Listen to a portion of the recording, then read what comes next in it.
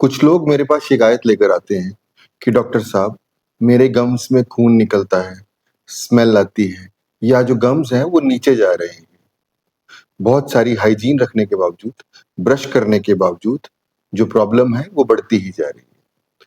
नमस्कार, स्वागत है आपका मेरे चैनल डेंटल आई में। मेरा नाम है डॉक्टर संजय रैना। अपने इस चैनल में मैं इसी तरीके की आपकी डेंटल हेल्थ रिलेटेड वीडियोस डालते रहता हूँ।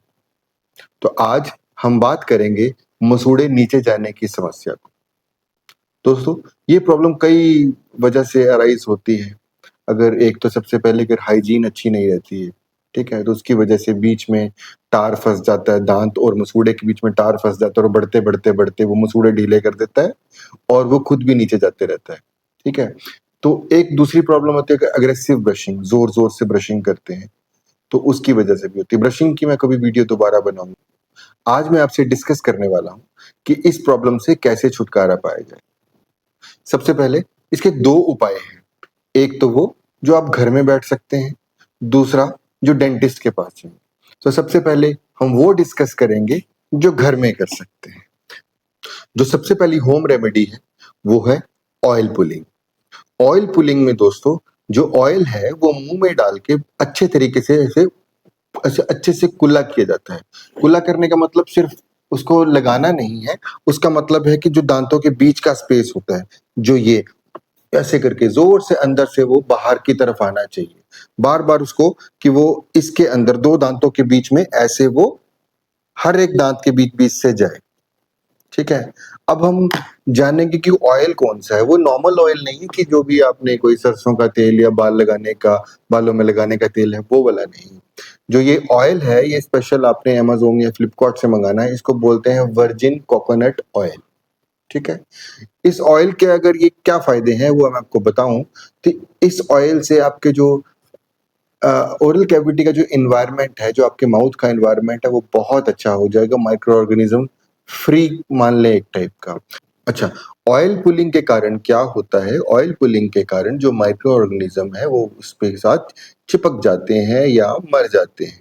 ठीक है, तब वो वहां के वहां रह गया। आपका नेक्स्ट काम क्या है, उसको वहां नहीं छोड़ सकते। तो जैसे आपने ऑयल पुलिंग की, कम से कम 15-20 मिनट इसका, और जो सबसे बढ़िया टाइम है इसको करने का वो सुबह का टाइम है। रोज सुबह 15 से 20 मिनट आप ऑयल पुलिंग करेंगे।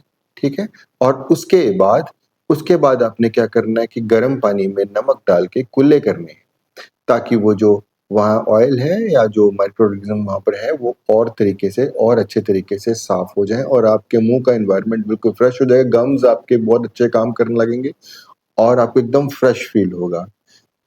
दूसरा जो मैं आपको बताऊं, एक और जो उपाय है आपके गम रिसेशन, मतलब गम के नीचे जाने को रोकने का, वो है एलोवेरा जेल। एलोवेरा दोस्तों हमारे मसूड़ों के लिए बहुत ही अच्छी एक प्रकृति की बनाई हुई चीज है।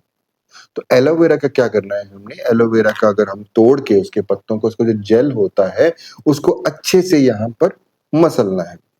वो भी कोई 5-5, 10-10 मिनट। ठीक है, तो मैंने आपको जितने भी उपाय बता रहा हूँ ये करने रोज हैं।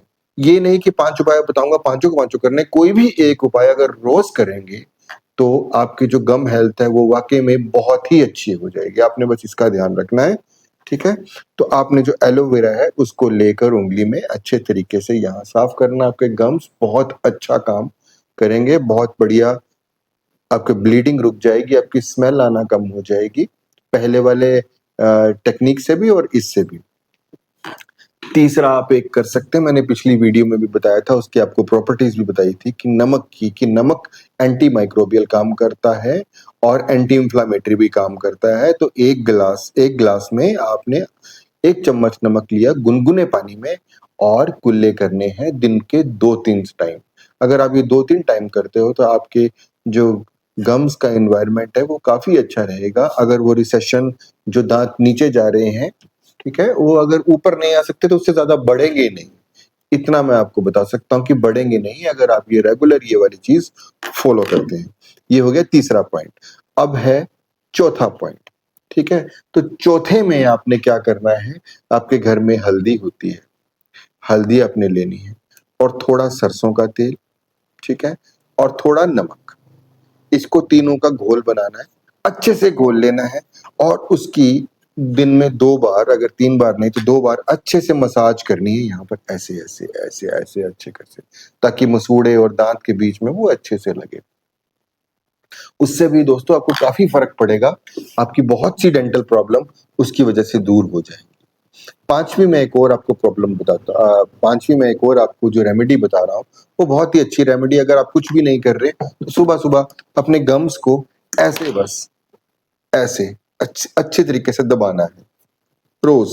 आपने ऐसे अच्छे तरीके से दबाना है, आप उंगली से कर सकते हैं, उंगली साफ करके अच्छे से और उसके बाद मुँह में और नीचे के अगर ऊपर है तो ऊपर वाले जौ में ऊपर से नीचे, ऊपर से नीचे, ऊपर से नीचे और नीचे वाले जौ में नीचे से ऊपर, नीचे से ऊपर।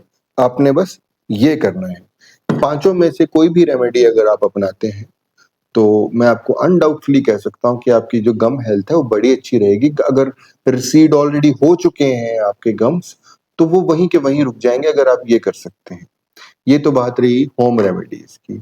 अब मैं बात करता हूँ कि साइंस में इसके लिए क्या है, डेंटिस्ट्री में डेंटल डॉक्टर आपके लिए क्या इसके लिए कर सकते हैं। अगर गम लाइन बहुत नीचे चली गई है, तो इसकी एक जो रेमेडी है या जो एक इसको बचाने का तरीका है, वो सर्जिकल तरीका है, ठीक है? इसमें तकरीबन 10-15 हज़ार का या डिपेंडिंग अपॉन सिटी अलग-अलग खर्चा आएगा। इसमें हम ग्राफ्ट लगाते हैं और उसको फिर जो गम को उतना छील के वहाँ ग्राफ्ट लगाते हैं और उसके बाद उसको ऊपर करके स्टिचेस लगा देते हैं। इसको फ्लैप सर्जरी भी बोलते हैं। एक तो ये है और एक दूसरा नॉर्मल है। अगर बहुत ज़्यादा नुकसान नहीं हुआ है अगर आपके मसूड़ों को अभी तक, तो scaling and route planning. Scaling दोस्तों वही डेंटिस्ट के पास जाके वो दाँत साफ करता है मशीन से और अच्छे से मसूड़े दाँत ही नहीं, दाँत के धब्बे तो हटाते हैं, किसी को टार जम गई हो, वो बहुत अच्छी तरीके हट जाते हैं और उसके बाद जो भी गम्स के और दाँतों के बीच में जो भी कोई प्लाक हो, उसको अच्छे से साफ करते हैं। इसको बोलते हैं स्केलिंग एंड रूट प्लानिंग। कहीं-कहीं अफ़वाह मचाई जाती है कि स्केलिंग नहीं करानी चाहिए, दाँत घस जाते हैं। दोस्तों ऐसा कुछ भी नहीं है। इतनी महँगी मशीन आती है, इतनी रिसर्च करके मशीन बनी होती है, ऐसे नहीं बनी हुई है ये।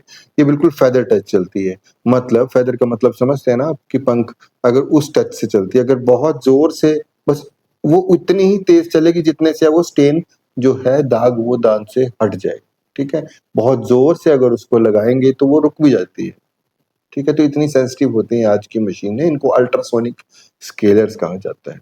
तो ये बहुत अच्छी हैं, अगर जो लोग अफ़वाहें फैलाते हैं उनकी बातों में मत आइए। आज के लिए दोस्तों इतना ही। अगली वीडियो में आपकी नई किसी डेंटल हेल्थ प्रॉब्लम के साथ आएँगे। अगर दोस्तों आपने चैनल को अब तक सब्सक्राइब नहीं किया है, तो काइंडली इसे सब्सक्राइब कर लीजिए। सब्सक्राइब करने के साथ-साथ बेल आइकन भी दबा दीजिए, ताकि ऐसी ही वीडियोज़ की नोटिफ़िकेशन आपको आती रहे और जाते-जाते इस वीडियो को लाइक भी कर दीजिए। आज के लिए धन्यवाद।